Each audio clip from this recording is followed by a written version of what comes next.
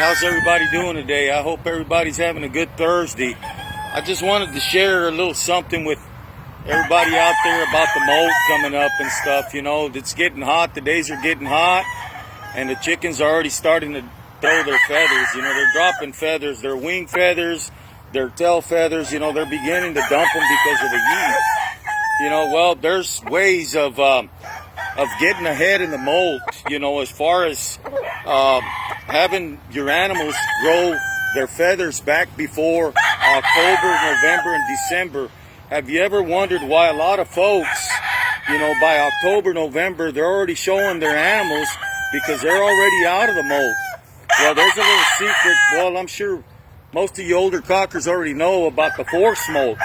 You know, but when you force molt an animal, you're giving him his regular feed. You're giving him his regular feed, you know, his yard feed on a daily basis.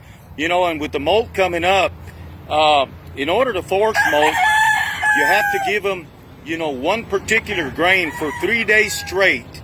And after 3 days of giving your animal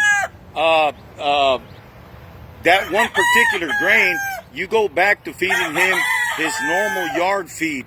Okay, what this does is it forces the animal to go into a premature molt, you know, and they start to throw their feathers all at the same time. You know, if you let an animal molt out, he'll dump one feather, you know, from his tail, another one from his wing.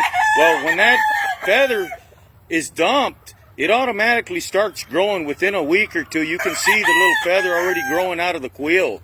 You know, well, with force molt, when they do start dumping their feathers, when you force molt, they start to dump 2 and 3 and 4 feathers at a time. You know, so by October, November, December, your birds are already out of the molt. You know, their feathers aren't green anymore. They don't have any blood in their quills because you have force molted. Another way is some folks, they'll take and they'll pull their plumage out of the rooster's tail, you know, and they'll let them grow back on their own. But, you know, this is painful to the animal. And a lot of times the feather starts to grow back out, but it'll grow out crooked, twisted, you know. So I just wanted to share a little bit with what force molt did for an animal.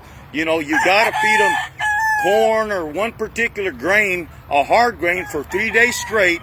And then after those 3 days of feeding them, you go back to your normal yard feed.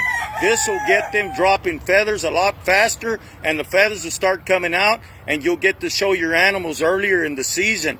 But if you've ever wondered why some folks are able to fight, you know, in those particular months, when there's still a lot of animals out there that are still in the molt, and they fully don't come out of the molt till probably January, you know, and that's on the rooster himself molting out.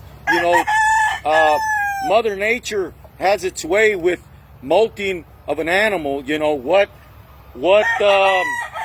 we're trying to do here is drop as many feathers as we can all at one time so that all the plumage starts to grow up at the same time. This is what you call a force molt.